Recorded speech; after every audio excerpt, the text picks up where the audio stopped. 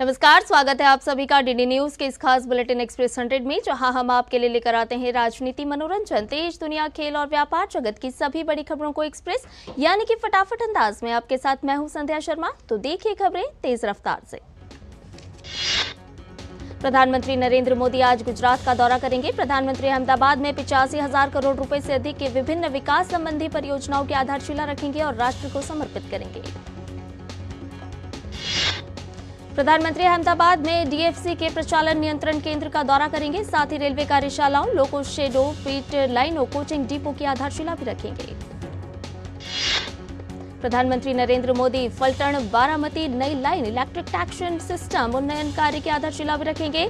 PM पूर्वी DFC के new Khurja से साहनेवाल खंड को राष्ट्र को समर्पित करेंगे। इसके अलावा प्रधानमंत्री नरेंद्र मोदी पश्चिमी डीएफसी वेस्टर्न डीएफसी का ऑपरेशन कंट्रोल सेंटर भी राष्ट्र को समर्पित करेंगे। पीएम मोदी अहमदाबाद के न्यू मकरपुरा से न्यू घोलवड़ खंड के बीच माल गलियारे के 2 नए खंड राष्ट्र को समर्पित करेंगे। प्रधानमंत्री 10 नई वंदे भारत ट्रेनों को भी हरी झंडी दिखाएंगे। इनमें Ahmedabad Mumbai central, Secunderabad Visakhapatnam Mysuru doctor MGR central, Patna Lucknow शामिल हैं। इसके बाद प्रधानमंत्री साबरमती आश्रम का दौरा करेंगे, जहां वह कोचरब आश्रम का उद्घाटन करेंगे और गांधी आश्रम स्मारक का मास्टर प्लान भी लॉन्च करेंगे। इस मास्टर प्लान के तहत आश्रम के वर्तमान 5 एकड़ क्षेत्र को 55 एकड़ तक विस्तारित किया जाएगा। 36 वर्तमान भवन का जीर्णोद्धार किया जाएगा, जिनमें से गांधी जी का निवास स्थान हृदय कुंज सहित 20 भवनों को संरक्षित किया जाएगा, 13 का जीर्णोद्धार किया जाएगा और 3 का पुनरुद्धार किया जाएगा। प्रधानमंत्री नरेंद्र मोदी आज राजस्थान के पोखरण का दौरा करेंगे, जहां वो सेना के 3 अंगों के संयुक्त अभ्यास के प्रदर्शन को देखेंगे। भारत शक्ति नाम के सेना के संयुक्त अभ्यास में देश की शक्ति और क्षमताओं का प्रदर्शन देखने को मिलेगा। भारत शक्ति वैश्विक स्तर पर स्वदेशी क्षमता को दिखाने का प्रयास है। राष्ट्रपति द्रौपदी मुर्मू अपने मॉरिशस के दौरे पर हैं। राष्ट्रपति द्रौपदी मुर्मू आज मॉरिशस के राष्ट्रीय दिवस समारोह में मुख्य अतिथि के तौर पर शामिल होंगी। मॉरिशस की अपनी राजकीय यात्रा के पहले दिन प्रधानमंत्री प्रविंद कुमार जगन्नाथ ने राष्ट्रपति द्रौपदी मुर्मू से मुलाकात की। मुलाकात के दौरान दोनों देशों के बीच द्विपक्षीय संबंधों को मजबूत करने पर चर्चा की गई। राष्ट्रपति द्रौपदी मुर्मू ने और प्रधानमंत्री प्रविंद कुमार जगन्नाथ ने भारत और मॉरिशस के बीच ऐतिहासिक और गहरी साझेदारी को और गति प्रदान करने के तरीकों पर बात की। राष्ट्रपति द्रौपदी मुर्मू ने मॉरिशस की भारतीय मूल के 7वीं पीढ़ी के नागरिकों के लिए भारत सरकार के विशेष प्रावधान के तहत ओवरसीज सिटीजन ऑफ इंडिया के पात्र होने की सूचना भी अपने दौरे के दौरान दी। इजरायल के तेल अवीव में भारतीय राष्ट्रीय सुरक्षा सलाहकार अजित डोभाल ने इजरायली प्रधानमंत्री बेंजामिन नेतन्याहू से मुलाकात की। इजरायली प्रधानमंत्री ने राष्ट्रीय सुरक्षा सलाहकार अजित डोभाल को गजा पट्टी में जारी संघर्ष से अवगत कराया। अजित डोभाल और प्रधानमंत्री बेंजामिन नेतन्याहू ने बंधकों की रिहाई और मानवीय सहायता के मुद्दों पर भी चर्चा की। गौरतलब है कि पिछले साल 7 अक्टूबर को इजरायल पर हमास द्वारा 5,000 रॉकेट दागने के बाद से दोनों पक्षों में संघर्ष जारी है। अब तक युद्ध में करीब 30,000 लोगों की मौत हो चुकी है। आगामी लोकसभा चुनाव के मद्देनजर उम्मीदवारों की दूसरी सूची को अंतिम रूप देने के लिए कल रात बीजेपी केंद्रीय चुनाव समिति की बैठक हुई। बीजेपी मुख्यालय में हुई बैठक में प्रधानमंत्री नरेंद्र मोदी, गृह मंत्री अमित शाह और बीजेपी अध्यक्ष जेपी नड्डा समेत केंद्रीय चुनाव समिति के अन्य सदस्य शामिल थे। आंध्र प्रदेश में लोकसभा और विधानसभा चुनाव 2024 के लिए एनडीए गठबंधन में सीटों के बंटवारे को अंतिम रूप दे दिया गया है। बीजेपी आंध्र में विधानसभा की 10 सीटों और लोकसभा की 6 सीटों पर चुनाव लड़ेगी। वहीं जनसेना 21 विधानसभा सीट और 2 लोकसभा सीट पर चुनाव लड़ेगी। इसके अलावा बाकी 144 विधानसभा और 17 लोकसभा सीटों पर टीडीपी अपने उम्मीदवार उतारेगी। बता दें कि आंध्र प्रदेश में बीजेपी के साथ तेलुगु देशम पार्टी प्रमुख एन चंद्रबाबू नायडू और जनसेवा पार्टी प्रमुख पवन कल्याण ने हाथ मिलाया है। कांग्रेस पार्टी की केंद्रीय चुनाव समिति की बैठक दिल्ली के पार्टी मुख्यालय में हुई। पार्टी अध्यक्ष मल्लिकार्जुन खड़गे की मौजूदगी में तमाम सदस्यों के बीच उत्तराखंड, राजस्थान और कुछ अन्य राज्यों के लिए उम्मीदवारों के नामों पर मुहर लगाने के लिए बैठक हुई। सुप्रीम कोर्ट की 5 सदस्यीय बेंच के आदेश के मुताबिक स्टेट बैंक ऑफ इंडिया को आज इलेक्टोरल बॉन्ड से जुड़ी जानकारी चुनाव आयोग को सौंपनी है। इसके साथ ही सुप्रीम कोर्ट ने केंद्रीय चुनाव आयोग को आदेश दिया है कि वो बैंक की ओर से दी गई सारी सूचनाएं इकट्ठा करके आयोग की आधिकारिक वेबसाइट पर 15 मार्च शाम 5 बजे तक सार्वजनिक करें। हिमाचल प्रदेश के सियासी संकट के बीच आज का दिन बेहद अहम है। सुप्रीम कोर्ट में हिमाचल के उन 6 विधायकों की याचिका पर सुनवाई होगी जिन्हें विधानसभा स्पीकर ने अयोग्य करार दे दिया था। स्पीकर ने बजट सत्र के दौरान पार्टी व्हिप के बावजूद विधानसभा में अनुपस्थित रहने के आधार पर इन विधायकों को अयोग्य करार दिया था। विधायकों ने सुप्रीम कोर्ट में याचिका दायर करके स्पीकर के फैसले को गलत बताया था और इसे रद्द करने की मांग की थी। संयुक्त राष्ट्र में भारत की स्थायी प्रतिनिधि रुचिरा कंबोज ने सुरक्षा परिषद में सुधार की आवश्यकता पर जोर देते हुए कहा कि जैसे जैसे अंतर्राष्ट्रीय शांति और सुरक्षा के लिए खतरे बढ़ते जा रहे हैं, सुरक्षा परिषद में सुधार बहुत जरूरी हो गया है। बेलारूस के विदेश मंत्री सर्गेई एलेनिक भारत की आधिकारिक यात्रा के तहत देर रात दिल्ली पहुंचे। अपनी यात्रा के दौरान सर्गेई एलेनिक की विदेश मंत्री डॉक्टर एस जयशंकर कई मंत्रालयों और सरकारी एजेंसियों के प्रमुखों से मुलाकात की उम्मीद है। लोकसभा चुनाव से पहले अपना एक बड़ा वादा पूरा करते हुए केंद्र की नरेंद्र मोदी सरकार ने नागरिकता संशोधन अधिनियम को लागू करने की प्रक्रिया पूरी कर दी है। केंद्रीय गृह मंत्रालय ने इसके लिए कल अधिसूचना जारी कर दी। लंबे समय से अटका ये कानून अब लागू हो गया है। गृह मंत्री अमित शाह ने देश में नागरिकता संशोधन अधिनियम के नियम लागू होने पर कहा कि ये नियम अब पाकिस्तान, बांग्लादेश और अफगानिस्तान में धार्मिक आधार पर प्रताड़ित अल्पसंख्यकों को हमारे देश में नागरिकता प्राप्त करने में सक्षम बनाएंगे। सीए लागू होने के बाद पश्चिम बंगाल समेत देश में जगह जगह जश्न मनाया जा रहा है। लोग यहां पारंपरिक वाद्य यंत्रों की थाप पर नाचते और खुशियां मनाते नजर आए। केंद्र सरकार द्वारा नागरिकता संशोधन कानून की अधिसूचना जारी करने पर दिल्ली में पाकिस्तानी शरणार्थियों ने जश्न मनाया। सीएए पर केंद्रीय मंत्री दर्शना विक्रम जरदोश ने खुशी जाहिर की है। गुजरात के सूरत में उन्होंने कहा कि यह कानून विदेश में रह रहे उन लोगों को नागरिकता प्रदान करेगा जो किन्हीं कारणवश अपने वतन लौटना चाहते हैं। हरियाणा के मुख्यमंत्री मनोहर लाल खट्टर ने सीएए के नोटिफाई होने पर खुशी जताई है। उन्होंने प्रधानमंत्री नरेंद्र मोदी और केंद्र सरकार का सीएए कानून लागू करने जैसे ऐतिहासिक फैसले के लिए आभार जताया है। पश्चिम बंगाल के राणाघाट से भाजपा सांसद जगन्नाथ सरकार ने सीएए अधिसूचना का स्वागत किया है। उन्होंने कहा कि सीएए का मुद्दा मैंने ही उठाया था। मुझे खुशी है कि अब देश में सीएए कानून लागू हो गया है। सीएए की अधिसूचना जारी होने पर उत्तर पूर्वी दिल्ली के डीसीपी जॉय ठिर्की ने कहा कि सीएए को अधिसूचित कर दिया गया। हमने लोगों को साफ कर दिया है कि यह एक प्रगतिशील कदम है और हम सोशल मीडिया की भी जांच कर रहे हैं।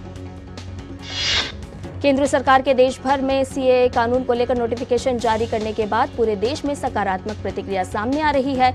दमन मुस्लिम एसोसिएशन के अध्यक्ष खुर्शीद मंजरा ने भी सीएए की अधिसूचना जारी होने पर खुशी जताई। देश में होने वाले आम चुनाव से पहले केंद्रीय गृह मंत्री अमित शाह आज तेलंगाना में भाजपा कार्यकर्ताओं की एक बैठक को संबोधित करेंगे। हैदराबाद के एलबी स्टेडियम में होने वाली बैठक की अध्यक्षता केंद्रीय गृह मंत्री करने वाले हैं। केंद्रीय पर्यटन मंत्री और भाजपा की तेलंगाना इकाई के प्रमुख जी किशन रेड्डी और ओबीसी मोर्चा के अध्यक्ष और राज्यसभा सांसद के लक्ष्मण सहित अन्य लोग इस बैठक में भाग लेंगे। अमित शाह लोकसभा चुनाव में अपनाई जाने वाली रणनीतियों के बारे में भी जानकारी देंगे। छत्तीसगढ़ के मुख्यमंत्री विष्णुदेव साय झारखंड के दौरे पर हैं। विष्णुदेव साय ने देवघर के बाबा बैद्यनाथ मंदिर में दर्शन किया और पूजा अर्चना की। गुवाहाटी पुलिस ने सर्वदमक हड़ताल करने वाले राजनीतिक दलों को कानूनी नोटिस दिया है। कानूनी नोटिस में कहा गया है सार्वजनिक निजी संपत्ति को हुआ नुकसान राजनीतिक दलों से वसूला जाएगा। जम्मू कश्मीर के डीजीपी आर स्वैन ने पुलवामा में नई पुलिस चौकी रहमू का उद्घाटन किया। आर स्वैन ने कहा कि यह पुलिस स्टेशन आम नागरिकों के जीवन को आसान बनाएगा। ओडिशा पुलिस, एक्साइज विभाग और वन अधिकारियों की एक संयुक्त टीम ने मयूरभंज जिले में सिमिलीपाल बाघ अभ्यारण्य में 5 लाख से अधिक अफीम के पौधों को नष्ट कर दिया है। कर्नाटक के हावेरी में किसानों द्वारा भारी विरोध प्रदर्शन किया गया। प्रदर्शन हावेरी थोक बाजार में प्रसिद्ध व्याडागी लाल मिर्च की कीमतों में कमी को लेकर किया गया। रायसेन जिले के खमरिया घाट के पास भोपाल जबलपुर NH 45 पर जा रही एक बारात को ट्रक ने रौंद दिया। इस दुर्घटना में 5 लोगों की मौत हो गई जबकि कुल 11 लोग घायल हो गए। दिल्ली के गोकलपुरी मेट्रो स्टेशन के पास दिल्ली पुलिस और हाशिम बाबा गैंग के 3 शार्प शूटरों के बीच मुठभेड़ हो गई, जिसमें दोनों तरफ से 2 दर्जन से ज्यादा गोलियां चली। मुठभेड़ में तीनों शार्प शूटर घायल हो गए। देश भर में आज से पवित्र रमजान की शुरुआत हो गई है। सहरी खाने के बाद मुस्लिम समुदाय के लोगों ने आज पहला रोजा रखा है। शाम को इफ्तार के साथ रोजे का अंत होगा। यूरोपीय देशों का समूह EFTA अगर $100 अरब की अपनी निवेश प्रतिबद्धताओं को पूरा नहीं करेगा तो भारत के पास दोनों पक्षों के बीच व्यापार समझौते के तहत EFTA देश के सामानों पर अस्थायी रूप से सीमा शुल्क रियायतें वापस लेने का होगा विकल्प। भारत और 4 देशों के समूह EFTA के बीच सहमति के अनुरूप यह निवेश 15 वर्षों में करना होगा। समझौता लागू होने के पहले 10 वर्षों में $50 अरब और उसके अगले 5 साल में $5 अरब का करना होगा निवेश। रिजर्व बैंक की लोकपाल योजनाओं के तहत दर्जन शिकायतों की संख्या वित्त वर्ष 2022-23 में 68% से अधिक बढ़कर 7.03 लाख हुई। लोकपाल योजनाओं के तहत शिकायतें मोबाइल इलेक्ट्रॉनिक बैंकिंग, ऋण और अग्रिम कर्ज, ATM, debit card, credit card, pension भुगतान, धन प्रेषण और पैरा बैंकिंग और अन्य से संबंधित है। आयकर विभाग ने कहा कि विभाग ने एक रिपोर्टिंग संस्था की तरफ से मुहैया कराए गए वित्तीय लेन देन के विवरण से प्रतिभूति बाजार के आंकड़ों में कुछ विसंगतियां पकड़ी है। और बुलेटिन में फिलहाल रुकने एक छोटे से ब्रेक के लिए जल्द हाजिर होंगे। आप बने रहिए DD न्यूज के साथ। साल, बरस और सदी नहीं, एक युग गुजर जाएगा। उम्र न पूछो वंडर की, जब फर्क नजर आएगा। वंडर सीमेंट, फर्क नजर आएगा। टेक स्टार्टअप सॉलिड था, प्लान था कड़क, करना था समथिंग ग्रेट, पर शुरू से प्रॉब्लम्स ने घेरा यूं कि बिजनेस हुआ अपना लम्बेट। बिजनेस गुरु की जरूरत थी खास, सीधे गए SBI स्टार्टअप ब्रांच पे तो खुल गया success. Startup advisory and support SBI startup branch पे। मैं IT प्रोफेशनल, मुझे मार्केट और इन्वेस्टमेंट के बारे में ज्यादा नहीं पता था। सो NPS के प्रोफेशनल फंड मैनेजमेंट के थ्रू अब ऑटोमेटिक इन्वेस्टिंग बढ़िया चल रही है। मैं जितनी आसानी से इतने सारे एप्स यूज करता हूँ, बस इतना ही इजी और एक्सेसिबल है ऐप के थ्रू मेरा NPS अकाउंट। रिटर्न्स, इन्वेस्टमेंट, सब चीजों का ट्रैक रखना बिल्कुल आसान है। अपने बेहतर कल को सुनिश्चित करने के लिए NPS जरूरी है। साल, बरस और सदी नहीं, एक युग गुजर जाएगा। उम्र न पूछो वंडर की, जब फर्क नजर आएगा। वंडर सीमेंट, फर्क नजर आएगा। और ब्रेक के बाद एक्सप्रेस 100 में आपका एक बार फिर से स्वागत है। आयकर विभाग ने कहा कि अग्रिम कर के लिए अभियान पर करदाताओं से मिली प्रतिक्रियाओं के आधार पर ये विसंगतियां सामने आई हैं। इसके बाद रिपोर्टिंग संस्था को एक संशोधित विवरण विभाग के समक्ष पेश करने के लिए कहा गया है। L&T finance, L&T infra credit और 5 अन्य गैर बैंकिंग वित्तीय कंपनियों ने अपने पंजीकरण प्रमाण पत्र भारतीय रिजर्व बैंक को लौटा दिए हैं।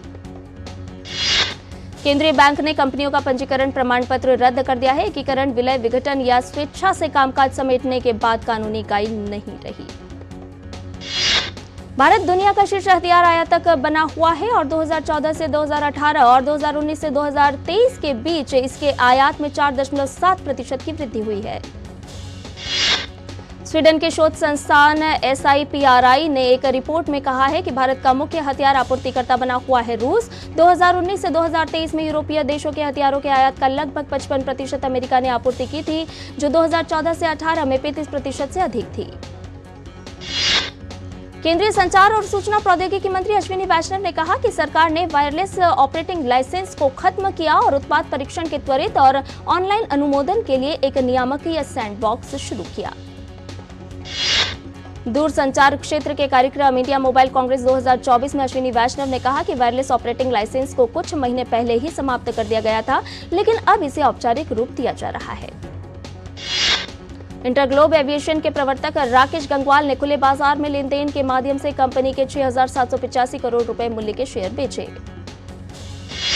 कैपिटल मार्केट रेगुलेटर सेबी ने रियल स्मॉल और media real estate investment trust से जुड़े नियमों में संशोधन किया है।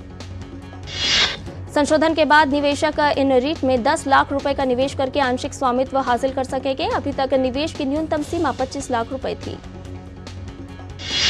भारतीय करेंसी धीरे धीरे मजबूती की ओर, इसको लेकर केंद्रीय मंत्री पीयूष गोयल ने कहा कि बांग्लादेश, श्रीलंका और खाड़ी क्षेत्रों में देशों सहित कई विकसित और विकासशील देश भारत के साथ रुपए में व्यापार शुरू करने के इच्छुक। मंत्री पीयूष गोयल ने कहा कि मुझे विश्वास है कि भारत अंतर्राष्ट्रीय व्यापार के लिए बहुत गेम चेंजिंग आयाम होने जा रहा है। साथ ही अधिक से अधिक विकसित देश और सुदूर पूर्व के देश भी इसमें शामिल हो रहे हैं। सिंगापुर पहले से ही कुछ हद तक इसमें शामिल है। बैंक कैनरा की ओर से MCLR की दरों में इजाफा, बैंक द्वारा कुल 5 बेसिस पॉइंट्स में की गई बढ़ोतरी। MCLR दरों में की गई बढ़ोतरी 12 मार्च 2024 से लागू की जाएगी। इस बढ़ोतरी के बाद लोन की EMI में देखने को मिल सकता है इजाफा। अमेरिकी राष्ट्रपति जो बाइडेन ने कहा कि उन्होंने इजरायल के प्रधानमंत्री बेंजामिन नेतन्याहू के साथ अभी कोई बैठक निर्धारित नहीं की है। बाइडेन ने कहा है कि इजरायली संसद को संबोधित करने की उनकी फिलहाल कोई योजना नहीं है।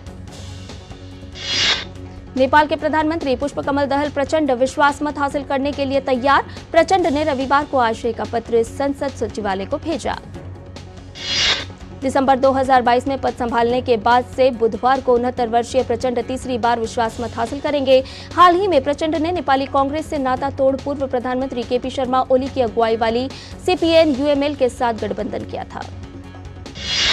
पुष्पकमल दहल के नेतृत्व वाली गठबंधन सरकार के पास संसद के निचले सदन में 150 सदस्यों का समर्थन है। इसके लिए CPN ने 13 मार्च को निचले सदन के अपने सभी सदस्यों को उपस्थित रहने के लिए व्हिप जारी किया है। हंगरी के प्रधानमंत्री विक्टर ऑर्बन ने दावा किया है कि पूर्व अमेरिकी राष्ट्रपति डोनाल्ड ट्रंप ने एक बैठक के दौरान उनसे कहा था कि वह यूक्रेन में युद्ध के लिए एक पैसा भी नहीं देंगे।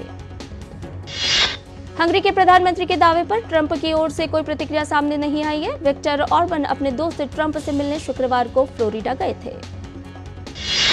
पाकिस्तान में बलूचिस्तान के मुख्यमंत्री सरफराज बुख्ती ने बलूच अलगाववादियों से हिंसा छोड़ मुख्यधारा की राजनीति में शामिल होने का आग्रह किया है। बलूचिस्तान के मुख्यमंत्री सरफराज ने कहा कि राज्य में पाकिस्तान पीपुल्स पार्टी यानी कि PPP की अगुवाई वाली सरकार वार्ता के माध्यम से मुद्दे का समाधान निकालने के लिए आम माफी की घोषणा करेगी।